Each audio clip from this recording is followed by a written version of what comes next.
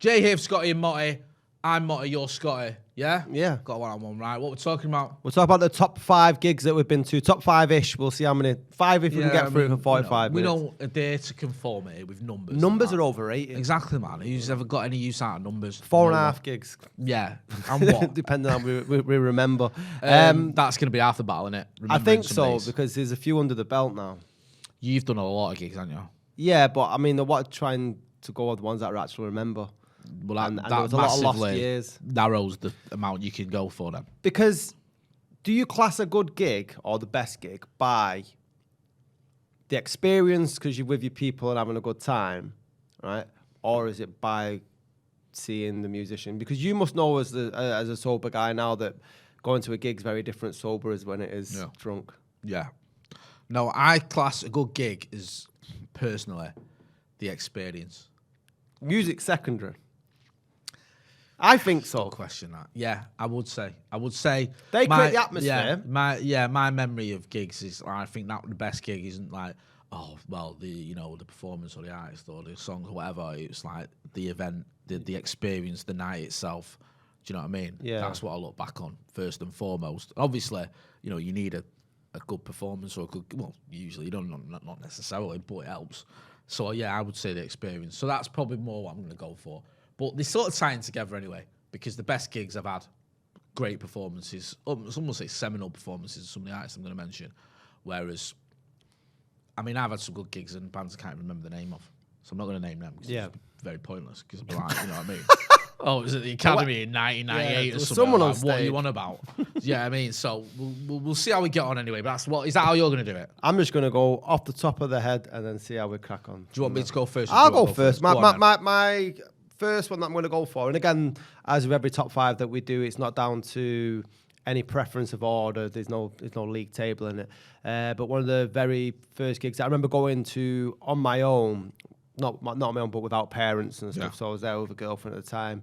Best mates Nathan was there with a girlfriend at the time, and it was a little known artist at Manchester Academy called Eminem.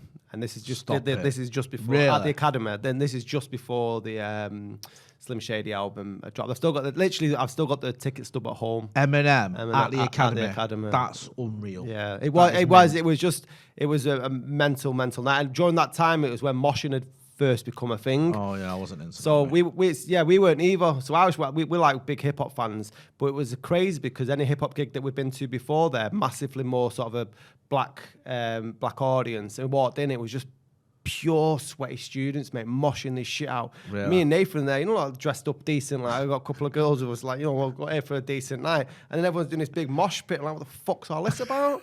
I ended up lamping some big fat student because he got in the way.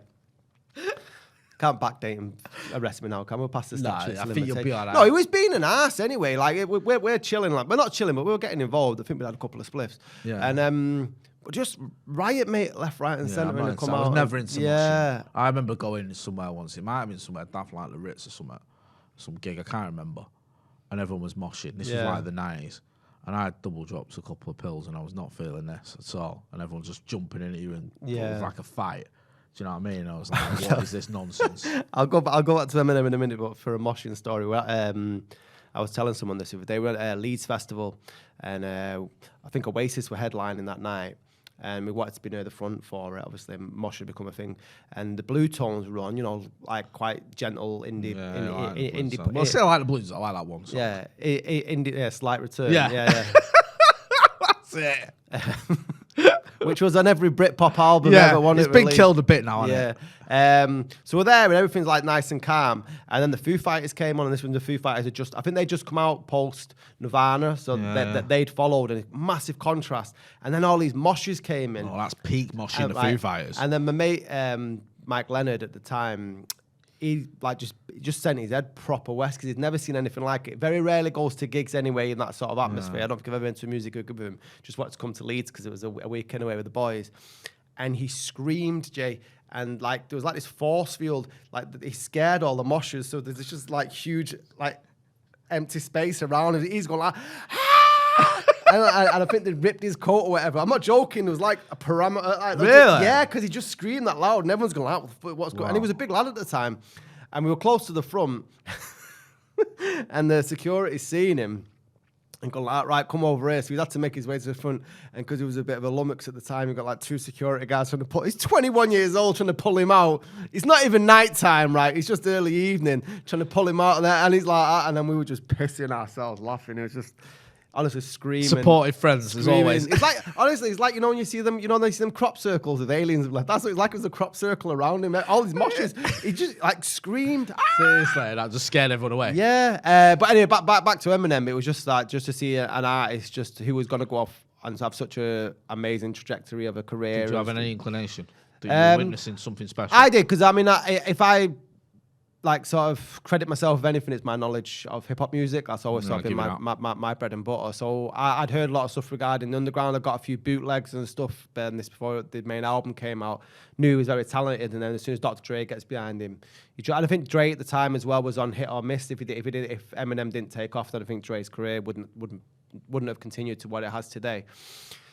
But it was just amazing to see him just that up close and personal. And one of the worst things about the gig was that my dad's best mate, Paul, who's a bit like a godfather to me, was at the same gig. And said he hanging around afterwards, and the 2 girls that we've wanted to get off, because I had enough all the moshes and stuff like that. I said, nah, Paul, we're getting off. Next day, phone call. You should have stayed with us last night. I was like, we were smoking weed with Eminem in the back of it. They've got pictures in the green room with Eminem. I was like, ruined. Them 2 girls didn't last anyway. They didn't either. So, do you know what I mean? That was very disappointing. But at least, though, I mean, that is a bit heartbreaking. But at least you got to see Eminem before Slim Shady stuff broke. Well, yeah, because I've had friends who didn't see him in such a sort of.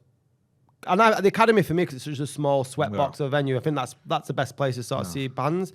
And I've had friends who went on and seen him at the arena afterwards, especially during the whole sort of Friday the 13th mask, and it just became a little bit too much pantomime. But this was just pure sweatbox, lyrics, beats. It was just it was a hip hop event at its purest. So for someone like you, mate, that's pure gold. You're manna from heaven. Yeah, that is class. That is mint. Eminem, just before he's gone big, gritty, underground almost, spot on. So from one extreme to the other, I'm going to go with my first ever gig, I think this is. And I was 8 years old. Yeah, and this is in Aintree. And this is Michael Jackson's Bad Tour. Wow. Yeah, my mum and dad took me there as a treat. As a kid, I was obsessed with Michael Jackson. Actually, it's our kid's first tour because my mum was pregnant with him. First gig, sorry, yeah. And we went there, and this is. I mean, Michael Jackson obviously now is not. He's later things happened. I mean, take all that away from what it was. At the time, this was bad as well. Bad. It was unbelievable, and I remember we had to wait for hours before he came on. Kim Wilde was supporting him. I couldn't care less. Well, I know that's. I mean, it don't matter. Who put that? I know together? he could have got anyone on, could he? Do you know what I mean? No one gives a toss. We had to wait for hours, and then he appeared. And he was everything I hoped he'd be. It was just amazing. I loved all his songs. And it was a gig, and almost like there was a bit of, I know this sounds really weird, but like magic as well. Like there's one bit where he was at one end of the stage was massive, and the screen comes up, and a split second later he's right at the other end, like a trick sort of thing. I just remember, I was only 8 years old, and I remember I remember us being on my Uncle Steve's shoulders for some of it as well. And it was just mint, and I was just in awe of Michael Jackson, and he puts on a show, and it was just phenomenal. And I just remember absolutely buzzing for months afterwards. Do you know what I mean? I'd been to see Michael Jackson, and funnily enough, we had tickets for the concert, the tour that he'd done before he died, but obviously that didn't happen. But yeah, I'm now 42, so what's that? 34 years ago. I still remember certain parts of that gig. I remember at the end, they released a load of balloons, and there was tickets to his gig in LA in one of the balloons. That's what they said. Really? Oh, yeah, I bet there was. He's checking all these balloons at a box, he's like, they're coming up. Not by chance, Aintree. Yeah, you know what I mean? Good luck with that one. But no, it was just mint. It was just a top night, a top day. I mean, you're waiting for hours, but it's well worth the wait. And yeah, he just put on one of those shows, and it's something like, you remember, you saw Michael Jackson when you was a kid, at a time when, I was just obsessed with him. I remember go to see Moonwalk, the film that he brought out, which is garbage, but I loved it. And the Bad album was the first one I really remember proper as well, because Thriller had come out when I was 3, and I loved Thriller later on. I remember having Bad on vinyl, the LP. Yeah, I remember but I remember when that came out, Diana and Man in the Mirror and all that. And me and my missus went to see Thriller, the the show actually at the West End. We went down to West London for a weekend and went and watched Thriller. It was obviously, you know, he's not. Obviously, he wasn't in it. It was just after he died. It's just like based on his music, and it was a mint show. And he's got so many bangers. And Michael Jackson, it was really good. But yeah, that concert just stays with me as like the first one I remember. And it's, you know, the biggest artist of all time at a venue as well, Aintree, like, you know, where they have the Grand National. I don't know how many people were there. I imagine it was about 80,000 or something stupid, but it was rammed. But I was just loving it. Do you know what I mean? So that was definitely one of the best gigs. One that I can still remember now, all them decades later. Yeah, I'd have loved to have seen Michael Jackson. Can you still listen to his music today? Do you have a problem with that? I know we talk about it. Yeah, we have. I have a slight sort of. I know me and you disagree slightly on this. I don't think he's as cut as dried as people say with Michael Jackson and his history. Yeah, like people. I get a 45-year-old man. There's enough doubt there. Yeah, I get a 45-year-old man sleeping with children is ridiculous. And if my kids come home and say, "I've just been staying at, you know, MJ's house. Oh, who's MJ? Oh, it was my mate. Oh, right. You know, do I know his mum and dad? No, they're both dead because he's in his 50s. Yeah. You'd be like, what? Do you know what I mean? It's weird. I get it. But I just feel like, and I'm not smart. Do you know I'm smart? Because I always think of Dave Chappelle and I think of this. Yeah, do you know what I mean? I'll go in it. But yeah, I think he had issues, obviously. The sad thing for me, I remember about Bad. I remember it was when I first started noticing his colour was changing. I remember being quite questioning that. Why is he getting whiter? Yeah. What's going on? Do you know what I mean? Because it was if you actually get the albums next to each other, and did like there's like Off the Wall, Bad, Off the Wall, Thriller, Bad, Dangerous, I think, and he just gets whiter and it'd be interesting. To remember, you used to write them what they call flipbook pictures. Oh yeah. Because after Bad was when the hair went straight. That's when he found hair straight. Yeah, and it's like, what is going down here? Like, what is going on? But you can't take away the tunes that the man had. And I mean, you know, obviously Quincy Jones was massive input on that and stuff. Good point. I mean, Michael Jackson for me as well. Bad album was seminal, man, and that was. I think that's what most young kids wanted to watch or listen to during them days and wanted to be like in many ways. I mean, it looks so cheesy now, but at the time, the Bad video was so sort of gritty. It was like the Warriors for PG. Well, I mean, that's what it was based on, wasn't it? Not Denzel Washington. Wesley Snipes is in it. Wesley Snipes, yeah. Which again looks weird because Wesley Snipes is like they're dark skinned, and you're like, man, Michael Jackson's going down with him. Do you know what I mean? And and like I'm not. For me, the ultimate. I remember this at the gig was Smooth Criminal. Because he did like the show and everything and the setup of it.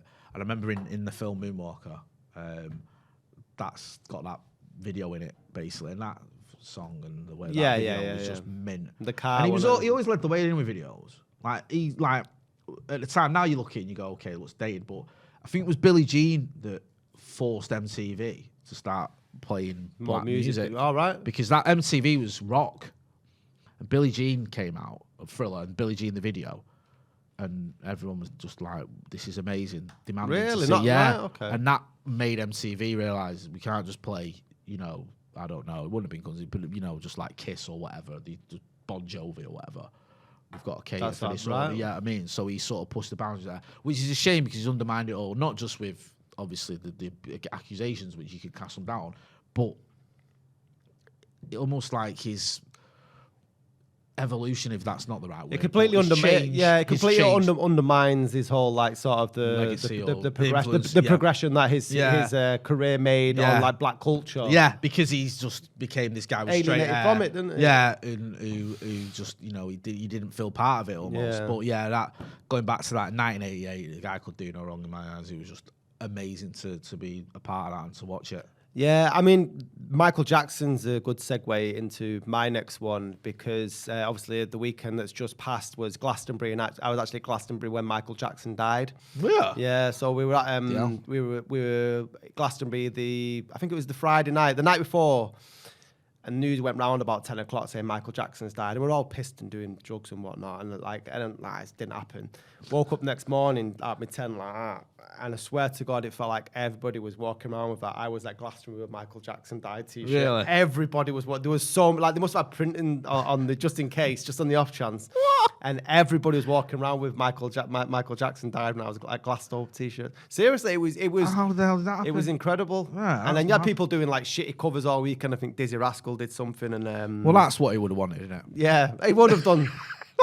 Honestly, Michael Jackson would have wanted Dizzy Rascal's covers. That, but yeah, a fitting tribute. You had a lot of artists coming on and doing like saying, "Oh, this is for Michael," and all that. I was thinking, "Come on, Dick, you know, stop playing to the crowd." But yeah, I thought that was quite funny. But talk about favourite gigs, Glastonbury. I'm thinking 2009 it was when I went. I'm pretty sure that's when Jackson died. But it was the specials at Glastonbury. Ooh. That was one of the best gigs Yes. I've ever seen in my life. Massive specials fan. And I think that they'd not been playing together for something like 25 years up until the year of Glastonbury or the year before. So they'd not been touring. And always been a huge Terry Hall fan and a big fan of the specials. Not beyond Ghost Town, you know, the debut album and stuff. Dropped all the Magic Mushrooms at 10 o'clock.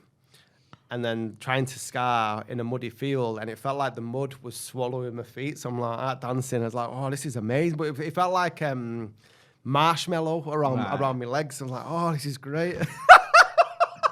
You know, you were talking about the experience, weren't you? The tunes were fantastic. Yeah. It like the weather had been shit all weekend except when the specials were. And maybe it was just like the sunbeam from the mushroom, but I was hot.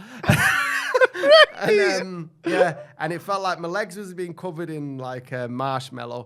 Just the tunes were on it, so it was amazing, mate. And then I went, and the same night I went to see. I'm a massive Kinks fan, so Ray Davies. I love the Kinks. Ray Davies was doing an acoustic set in a tent. I mean, these mushrooms went on, and I don't know how many I took. And we were like, so it got to like night time. We just sat there, and Ray Davies was there, his acoustic guitar. I'm That's a day and a half. Yeah, bro. oh mate, that is unreal. It was. That was. I think. I mean, I know it sounds crazy. I'm sure I've seen the specials at V or somewhere. I'm sure I have. Yeah, because I think they reformed not long before like that Glastonbury, and after that, it would have been around that time as well. Because they were sort of like. Yeah. I always liked the specials. I was not a massive fan, but I remember thinking, right, these are mint. Yeah. Ray Days and then the Kinks as well, and Mushroom, mate. But claim to fame ever since I got a little bit of fucking notoriety. Yeah. Like Terry Hall's been in touch with me and like my tunes and stuff. Really? He follows me on Instagram. You pull all these little things out you now and again. You know a mutual friend sent some of my tracks. I think it was a track I did, Dicker DNA, which is available on all good streaming services. Was sent to Terry Hall, and then he started following me on Instagram, and I thought, fuck off, and a blue tick on it, and then he messaged me one late at night, and just said like, yeah, I really like your music and stuff, and that night we talk about football sometimes. Big Man United fan. Yeah, I know he's a big. Yeah, I remember one of his gigs came out to the that United buzzed my head. so that's mint, that bro. That is really good. Do you know what I mean? Fair play. You know, you got talent, you work hard, and he respects that, and I like that. But that's what I mean. Like his social commentary that he's always put in his music has always been a massive influence on me, whether I'm writing poetry or music or anything like that. And that's why the specials are so. Why I absolutely love them. So for him to sort of give me that credit was amazing. He might be watching anyway. How you doing, Taylor? Yeah, I mean, Ghost Sound and Anthem, innit? Yeah. But I mean, I know that's all they're known for. But like Concrete Jungle, Too Much Too Young. Yeah, no, you're right. You know that whole album for me stands up with the greatest of Dave. That's a debut album, mate. It's ridiculous, isn't it? Stupid. Gives me a bit of hope. You know, when you listen to music like that, you think how grim it was that. Yeah. You feel like things are grim now. Yeah. And there is always like. Noel Gallagher said something once, and I don't. Was it like about to Tory? quote him. It was about the Tories, funnily enough. It wasn't Was it so Tony Blair's Ace? It wasn't so much vote Tory, but he said when I know Blair's Labour, but you know what I mean. When David Cameron got in and it was austerity was hitting and stuff, and then Noel Gallagher turned around and goes, "Well, at least under every Tory government, there's always like good music that comes out of of austerity and stuff." I'm still waiting for that to happen. There must be some absolutely amazing tunes on the horizon. The amount of shit we've been through under the government. But no, it's right. But I mean, if you look at the specials, that's a prime example. I love it. Have you ever seen the Class of '92 documentary, the film? No, not the one they did for the BBC, but Manny from the Stone Roses on it, and he said I fucking hated Margaret Thatcher, but she gave me my style of music because he started doing tunes. He was on the dole, and that's thing. Yeah, I mean, not to try and plug my book, but we'll just talk anyway. But a lot of the music, it's your channel, you can do what you want. A lot of the musicians that I interviewed from a book were saying a very similar sort of thing, that like because it was under a Tory government and a lot of them were on the dole and couldn't find work, they were forced almost to learn instruments and stuff, and that the dole was their sort of survival money to get a few beer tokens and just like. I love that. Yeah. This is mad, that, isn't it? But it's true, UB40 is it's the dole thing, isn't it? Yeah, used to get when you were signing on. It's mad that because Well, honestly, I'm talking about Manchester band like Elbow, Badly Drawn Boy, I Am Clute and stuff there, Doves, Yeah, coming out of that, so from all that shit, and it was, there was a time when it was grim on it. I mean, I know we're fucking in it again. I don't think I know things are bad and everything's just you can't have any comparative state. Everything is relative to where we are now. But yeah, back then, man, as I was speaking to Dave Haslam a couple of weeks ago, and he was saying he's class. Dave Haslam. He's a right socialist as well. Love all that. Yeah, and he was just saying how horrible Manchester was back in the sort of 70s and 80s and stuff like. I've read his book. I think we spoke about this before. Manchester England. Fucking brilliant book. I see that as sort of the prequel to my books. Really? Oh, nice one, bro. Can't wait for that book to come out. Even though some of the people you've interviewed are a bit questionable. Yeah, but I don't know if Steve Alson's making the cut. Right, right. Who are you going for? I'll go for. I'm trying to think what I'll do because I'm, sort of racking brains there. I'll tell you what I'll do. I'm gonna do Oasis at Maine Road. 96. No, I think it's 95. All right, yeah. I think it's 95. I've seen Oasis a few times. I've seen them all in very different. I've seen them the three times I've seen them in very different venues, all within a sort of similar age period, a time period. And do you know what? I might even throw it all together, so we're not doing 3 separate Oasis. Go on, I'll jump on the back of that. Yeah, because I saw him at Maine Road in 95, I saw him at Knebworth in 96, and I saw him at a smaller gig in Liverpool at about 98, 99, because my mum's mate won tickets on the radio. So about 2,000 people there. And she gave them to me and my mate, Kosha, and we went. So yeah, I've seen Oasis a few times. 2 times as well, especially when they were at the peak, where they hadn't done a bad song, relatively speaking. They certainly hadn't done a bad album. The B-sides were amazing. The albums were amazing. The singles were amazing. The performances were amazing. They weren't, there wasn't anything where you go, a bit cringe that. It was all just 2 proper sort of, working class Manx, Even the fact that City fans didn't bother me, it was just like, who gives a shit? City is shit, and it's actually quite endearing, the fact they support City. They were just amazing. And I remember Knebworth when John Squire came on stage with them. Just like, this is fucking ridiculous. And they did like 2 songs from the next album, which is Be Here Now. I think they did It's Getting Better Man and My Big Mouth, which I thought were good tunes as well. So yeah, that was great. And the Main Road one was great. And the one in Liverpool was great. And it was just like, that was the peak Oasis sort of period, that sort of phase of like mid to late 90s, where I know Be Here Now is a bit disappointing, but in terms of performances and lives, they were just mint. And it was just great. I loved Oasis at that time. I really did. They couldn't do any wrong in my eyes. No, I completely agree with you, and I think because of the characters that both Liam and Noel are, their personalities sort of shadow the impact that their music and that band meant. And I can't speak, and I could probably might be able to speak on behalf of you, but anybody outside of the city, I can't. But just to see not just 2 working class bands, all of them, like Grigsy, Tony McCarroll, Bonehead, Liam, and Noel. You know Tony McCarroll? Is he from? No, I do know Tony. I remember you introducing to me once. I'm sure you did. Yeah, I probably did. So I know Tony. But 5 lads from like Tony and Giggsy were Levenshulme lads. You know what I mean? They're around the corner from where I lived. But to see someone go on and become what they did, given that Manchester was so shit. Because I wanted to leave Manchester during the 90s because I hated it that much because there was fuck all here at all. So when you're hearing songs like Round Our Way, the Master Plan, I got away from this, fucking Take Me Away. All of the Oasis's first songs, especially the B-sides, are all about getting away from Manchester. And it's very rarely picked up upon. But that for me was always their charm and how I could identify with them. And then when you see them on the TV or at Maine Road or at Knebworth, that's why I get goosebumps. Nothing like that. That's what I want to do. I want to get away from it. Maybe not on that stage and stuff, but that's sort of showing you a path.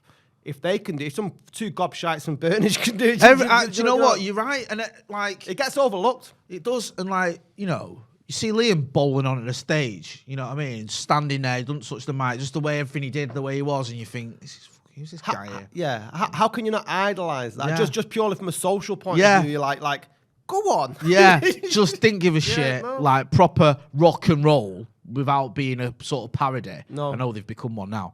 But it was just like, I was well into that. Yeah. I fucking love all that. Do you know what I mean? And you go to those gigs and it was a party. Yeah. It was. Everyone was loving it, and you felt like you were watching something felt special. like you're part of something as well, and this is it. It felt like being proud to be. I mean, now Manchester has all this sort of identity, and a lot of it is built on the nostalgia that Oasis have built on top of the Hacienda and stuff. But there wasn't a lot outside of football to celebrate in the city. But when you had that many fucking banks in Maine Road, or like I seen them at the Apollo, and that was a fucking crazy gig, and that was a cause of celebration because it was one of our own. And I can't stress how important it was just to me as a person, just to see that someone that I knew around the corner was doing that with their life, because everyone I knew was digging holes in roads or with butch, which is great jobs. My dad was a taxi driver and stuff like that, but I didn't see any. Musicians were people who did shit far away. You didn't have the internet, so you didn't know that there were other Manchester bands. The Smiths weren't even on my radar because I got into the Smiths afterwards because of Oasis. You got me into the Smiths in Malia. I borrowed your CD, and my dad used to listen to the Smiths, and I said, "This is shite." Yeah. Listening, borrowed your CD, I was like, "Every fucking tune's a banger. What have I been doing?" Do you know what I mean? But that's what I mean. Because you haven't got that library at your fingertips as you have now for the internet. You're unaware of your history, so there and then, as far as I was concerned, they were the only band to ever come out of Manchester. Do you know what that's like? That's gold, mate. Do you know that? And that's what it was, and that's why I hate when you see sort of retrospective looks on what Oasis meant, and they're going about the laddish culture and stuff. But they were of a time. But at that time, they were everything to me, anyway. Yeah. No, I completely agree, and it felt you sort of felt almost privileged to be a part of this now. Yeah. Something's going down here. And I used to fucking hate all this Britpop shit. I wasn't into this Britpop nonsense.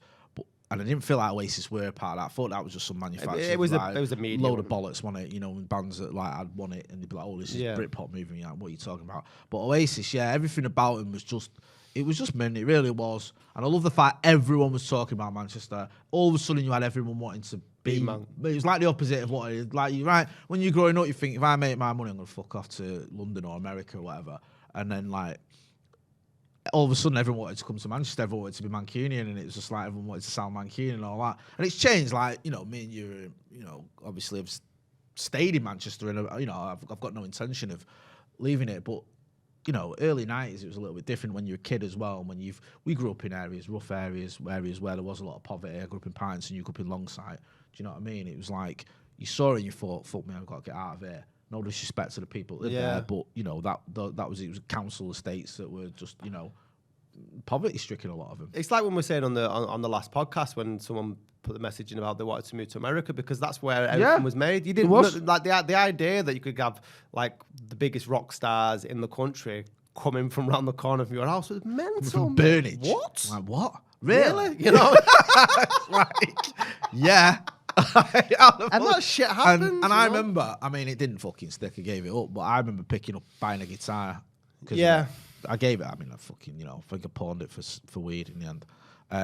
But it actually motivated me to want to give it a go, music a go, and there was loads of kids I knew that were just like Oasis.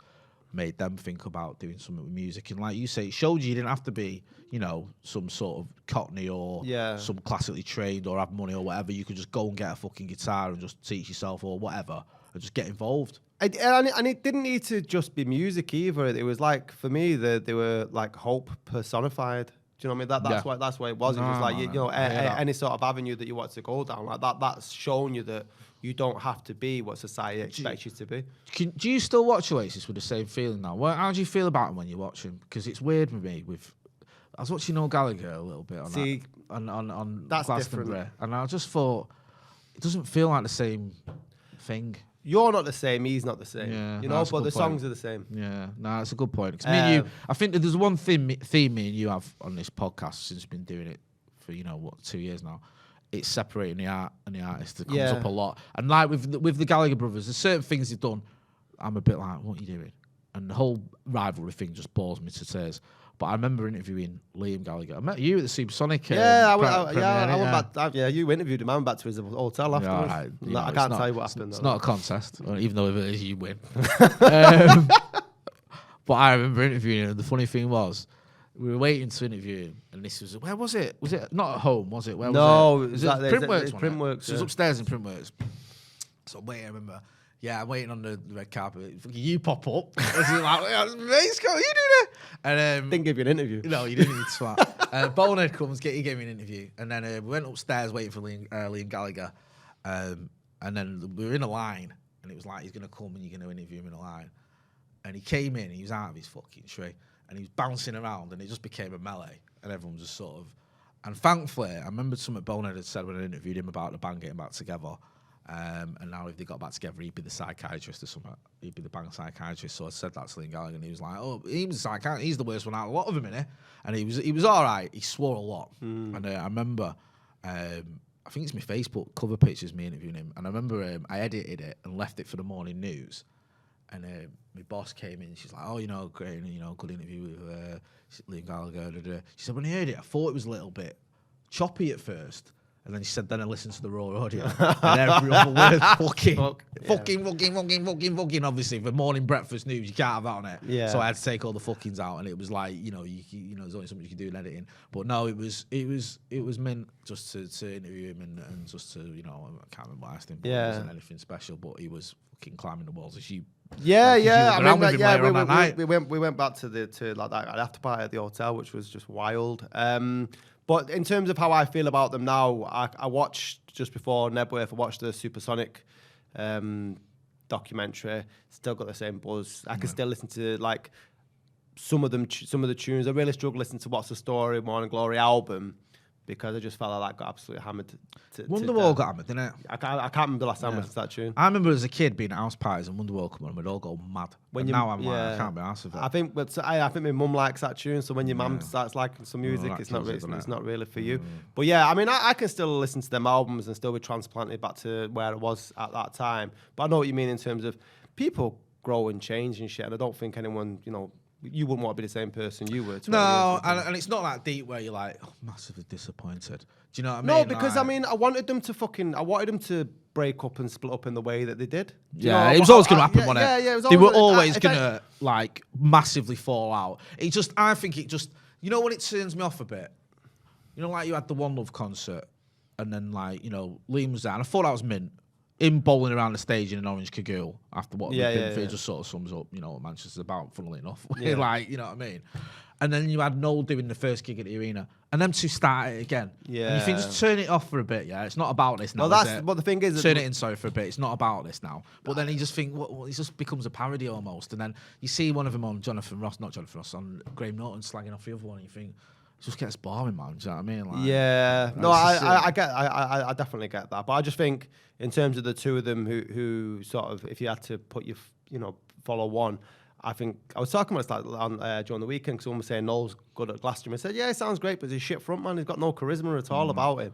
I think Liam's done far better than anyone expected to, let alone Noel. I don't think Noel saw Liam's solo career pipping in because he's become more of I think the public opinion is that they prefer Liam to Noel nowadays, and I think that's more down to the personalities, but I just know this from experience of either speaking to either Liam or people around Liam, is that the media would constantly try and provoke him into situations where he'd hit back. Like there was one case in point where he was walking on the street and a reporter literally jumped out of the bush at him and he sparked the reporter because he thought it was someone trying to mug him. Yeah, no, I heard that. The headline was Liam, and they were always doing stuff like ringing his bell at 4 a.m. and stuff like that. They locked him in his house once. You know what I mean? It was a lot of the stuff was very media provoked, but you only got the media side to it. Now I think that Liam's in control more of his own social media and so. I mean, the stuff with like champagne soup, they're like when he's washing his hands during COVID, he's a lot more in control of his own public profile. Whereas Noel's done great in interviews, but I think he's shown a side to himself and it's had more of a negative impact compared to Liam. No, I agree with that. I think I don't think he came out well in that documentary though.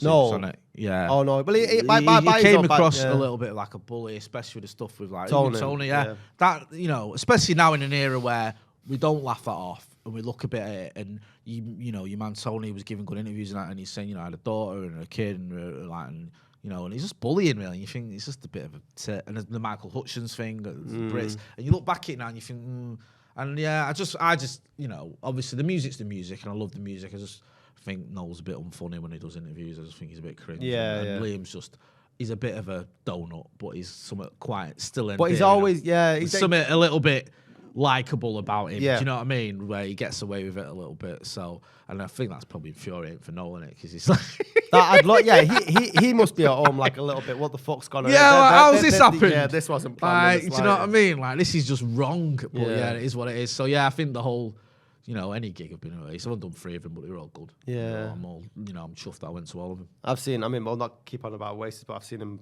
countless times. My favourite gig was at the Apollo, and they played Whatever. And when was this? I think it was 2000. No, because they played like a 10-year anniversary of when they've been together. And I think they first got together maybe in the early night. It's about 2000, 2001. The gig was called 10 Years of Noise and Confusion, and they ended up getting on the stage and crowd surfing to Whatever.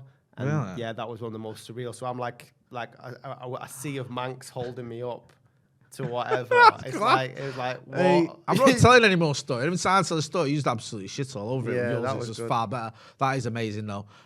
Who's next on your list then? Okay, my so friend? mine will be at the Manchester International Festival, and it's probably about 2011. Do you know the indoor market just off Deansgate? I can never remember the name of it. It's not Not Barton Arcade or whatever, is it? No, not Barton Arcade. There's an indoor market just at the back of the Science and Museum Industry. Oh, yeah. What's it called? I know The market there, anyway. Yeah. So that was overtaken for a gig space as part of Manchester International Festival, and the artist was Bjork. And didn't you perform there? Where did you perform? yeah, there? that's where you and your missus came to watch me perform. Yeah, I was going to say. Yeah, I thought that's yeah. what you were leading to. I didn't think you were going to say yourself, but I thought you were going to say the best gig was yeah, was best me. arcade in the Smithfield Market or whatever it is. Yeah, because we watched you the night that Burt Reynolds died. Yeah, who? Burt Reynolds. Yeah. Oh yeah. I remember, obviously, I remember your gig. It was fantastic, and it's going to be one of my top 5 naturally. But I remember Burt Reynolds died when we were there, and I remember telling my Mrs. Burt Reynolds died, and she didn't know who he was. I was trying to explain. Got like his convoy and stuff. Like fucking about Deliverance. I remember someone in the queue. Was he in Deliverance? That Tom Selleck? Yeah, no, he was. I remember someone in the queue, and I was talking to her about it, like as we were queuing up for food, was saying, "You don't know who Burt Reynolds is?" She was like, "No." Sorry, I didn't say. No, it's fine. So Bjork played there as part of Right. Manchester International Festival, and a lot of people don't know Bjork stuff from. You tell me a Bjork track. There's only 2. There's Venus as a Boy. Is it? Oh, fucking! I'm struggling now. What's that? It's So Quiet. It's So Quiet. Yeah. And So is it Play Dead as well? Is that another one? Is it? I don't know can't Play remember. Dead. I can't remember. Well, I mean, yeah. So I mean, it's so quiet, but that's a bit of a red herring in terms of Bjork's like career. 'Cause a lot more electronic beats and like she's a very avant-garde artist. And this, in terms of a spectacle, is by far the best gig I've ever been to in my life. She just came out with this crazy like red afro. When I say this, I ain't joking, mate. It was fucking phenomenal. Like, you had people holding it up, and she's a short ass. Like, I mean, it just wasn't about the hair, but she built this whole album called Biophilia, and the whole album was like made with different parts of the earth. Like, so she actually created instruments that played like gravity. So she actually played the Earth's gravity and made noises from it and made an album from it. She created electricity. So she's singing and she's playing electric. Like, you can watch this fucking huge instrument. Electricity is making a noise and she's singing along to it. She had David Attenborough doing the narration for it in between. She had a choir section. It was in a big circle. And it was mind blowing. Absolutely fun. I've never seen any. Like, Kendrick Lamar was fantastic last night, but I've never ever seen anything like that. Like, just think the most sort of avant-garde theatre that you've seen combined with fantastic tunes with science, and I'm like, I've not took any drugs, and mate, it just blows my mind out half the shit she did. Like, it was crazy. That's meant that because you can tell with her anyway. She's very visual, and you know, they say like avant-garde. I think is a great way to describe her. And with Bjork, there's only like a few songs. I couldn't name 3 of them. I got the third one wrong. But there's something about her in there. She's so quirky, and she's obviously just very talented. Yeah. And I can imagine that just being a phenomenal thing to witness. Because I'd never seen her before. I'd never known anyone else to go and see her. How did you end up there? Sorry. It's Manchester International Festival, but I've been a big Bjork fan for ages, but I'd never had the opportunity to go and see her, so I didn't know what Bjork gig was going to be like. And then I read the literature and I thought, right, 50 quid, I'll have a bit of that, went along, and it just completely threw my head west, mate. It was fucking mental. She's playing electricity. I can't stress, like, there's electricity coming down. She's playing it. Fire. She's got this big fucking, like, I'm not joking, this huge pendulum, bigger than this room, the size of the market, that's going boom, and then making, like, noise from the Earth's core. It's like, how do you come up with that shit? That's fucking you sick. You wake up, like we had that conversation about like what you do. You're in the kitchens at 2 o'clock in the morning. You got to load up your nose. Yeah. I've got an idea. I'm going to play the Earth's core. You're like, you go on, Bjork. You go on. You go forth and do that. Imagine getting a phone like, here's what we're going to do for the gig. You've got to organise this. You're like, what? She's off a fucking header. Well, okay, let's do that. Yeah, that is mint, that though. And like, that's, you know, when was this? How many years ago? So that'll have been, I think it was 2011. So 10 years ago, or 11 years ago, and all the gigs you've done, hundreds of gigs you've been at, that's one that stands out for you. Do you know what I mean? Easily. Yeah. Do you know what I mean? As one of the seminal gigs or the best gigs. But it wasn't dressing. Do you know what I mean? I think sometimes some artists will, like, I've seen, the names escape me at the moment, but I've been to gigs and just thought it was a little bit too much more pantomime because the music was failing, but it was just it was so cohesive to marry everything up together. It was just really was. Love that, Bjork. Love Bjork. For my next one, this sounds like a bit of a typical man, but I was pleasantly surprised by these because I thought it might be a bit shit because it was past the best, but at the arena. Went and watched them, and they were fucking mint, to be fair. And I'd almost forgot how many good tunes they'd done. It was the Happy Mondays at the arena. And I can't remember when it was. It's probably about 10 years ago or whatever. No, I'm sure I was sober, so it's probably about 7 years ago or whatever. And you think, I was a bit like, this could be it and miss this. Do you know what I mean? Yeah. You don't know what Shaun Ryder you're going to get. And, you know, I think him and his brother had made up, they'd had a rowdy made up for this. And then obviously Rowetta was there as well. And it's funny because when I was a kid, I was my dad's mate Keith Joblin worked for Factory Records, and he filmed a video for Rope for Luck. I think I've told you this story. Yeah. And I was asked to go along, and all these kids were in this video, and I ended up on the cutting room floor. And I remember there's this kid who was dancing in front of me with glasses on. He's in the video loads, and I'm not in it at all. And that's always fucking stuck in my throat. That's gutted. Could have been a contender if it went for that, Scotty. So yeah, I went and watched him. And it's just sort of stuck in my mind. It was just a top gig, you know what I mean? Like, you forget how, like, because I'd forgotten about Happy Mondays a little bit. Like, I knew I liked him, but fucking, that's a tune. And he put on a show, and it was just fucking top. I can't even remember. I think it was like me and my brother. I think my brother was there and a few others, and it was just fucking sick. And then you think, like, at a time when I thought, their moment had gone, and like now they might just be, you know, I half expected him to come out of his head and just start staggering around the stage and be a bit of a fucking nana, but he wasn't. He put on a really good show, and it was just fucking one of those as well, where you just think, you know what, this is sort of better than I expected. This reminds me, I used to love the Happy Mondays when I was younger as well. So yeah, just for all those reasons, and it reminded me of that great time in the sort of when I was a kid. You know, you spoke about Oasis being almost put in Manchester at the centre of the universe. I remember I was a little bit too young to understand it, but I remember having this sort of thing of knowing in the late 80s, early 90s, there was something happening. A lot of, you know, like my mates, older brothers and people like that were on about, you know, this is the fucking Stone Roses, there's the Happy Mondays, there's the Spiral Carpets, they're wearing these fucking moo hoodies and kickers and all this shit. Something's happening here, do you know what I mean? And it's like, what's really going on? Even when it was like, come and be in this music video, I wasn't like aware of it. And then to look back at it and go, actually, fucking blessed here in Manchester. We've had some really bands, haven't we? And what I love about the Happy Mondays is they're just, if me and you'd have ever made a band, it'd have been like that.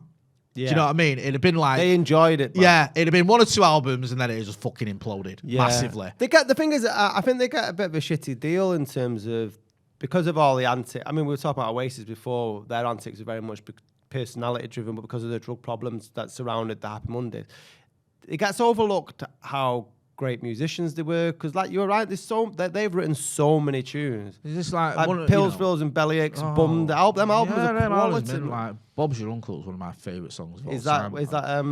I love that song. What's the lyric in that? Is that would you mind if I take you from behind? And it's like that little drum thing. Yeah. It's fucking sick, that song. I could listen to that all day long. And you think little song like that, you know, I don't even think that was a single, just on the album, whatever. But it's a fucking tune. And this is the thing I was really sure on, but he's amazingly talented, him. I mean, he was off his fucking head. Yeah. Like, massively. But the talent's there, and some of those songs, you know, like Loose Fit and whatever, the more famous, you look at fucking songs that stand the test of time, and they're amazing. So yeah, to sort of go and see them, I was pleasantly surprised and get that little reminder of, you know, how good they were and how lucky we are to be able to sort of fucking be a part of that. You know, what I mean? To witness that, it was meant. I think we've got time for one more, so you have the last one. The last one. Well, as you're talking about Manchester bands, we've done Oasis, we've done Happy Mondays. I'm going to go a little bit of a curveball because we started the conversation about it being the experience with mates and not necessarily the music. I'm going to go one further, and it was the Smythes, a Smiths tribute band at the Ritz. Right. There with about, I don't know, 20 mates. Yeah. All the Smiths classics. Yeah. The lead singer was better than any time I've ever seen Morrissey live. Really? It was, they were, I was pissed, right? Yeah. Shock. And I struggle to believe this, but for the purposes of the video, as was everybody. But everyone knew it was a tribute act, obviously. Yeah. Nobody cared. It sounded just like you expected the Smiths to sound. Yeah. It was just pure heaven. It was just like, still ill, hand in glove, this charming man. It's like, I'm here, man. I might as well have been watching the Smiths. I honestly still think about that gig. Cause I've seen tribute acts before. I've seen the Clone Roses. And everyone's... It's funny enough, at Knebworth, it was the bootleg Beatles, wasn't it? We were the first act. Yeah. Which is great. I don't mind, like, sort of, you know, do you tribute acts, but in terms of like nights out and experiences, I think they're called the Smythes or the Smiths Unlimited at the Ritz. It was just a top night. You can't knock that though, man. No. That's it. That's great. And then, you know, I'm going to embarrass you a little bit. One of my favourite gigs was when you performed, and me and my missus went there. Do you know why? Because it's a night of seeing my mate performing. Was it Winichi Tribe as well? Who were on as well? Oh yeah. It was at the brewery. That one. Yeah, it was a top night, and it's the first time I've ever actually gone and watched a friend, an actual mate, perform. And me and Mrs. don't get out much, and we actually had a midnight. So there you go. I'm going to embarrass you for the last one. There. Thank you very much for that. Know, look, it's first time seeing you go red in 20 fucking odd years. You know, when you should have done that earlier. Right, this has been our top 5 gigs you've been to. Get involved in the comments and let us know who one of your best gigs and why, and let us know all about that as well. We're going to have more videos coming up. We'll be back on Monday with another live show as well. So make sure you are hitting like, share, and subscribe. We appreciate all the support we've had over the last 2 years now, hasn't it? Yeah, man. For a little while. Wow. So, yeah, it's been good stuff. Yeah, that's been Scotty. I've been Motty. Thanks for watching.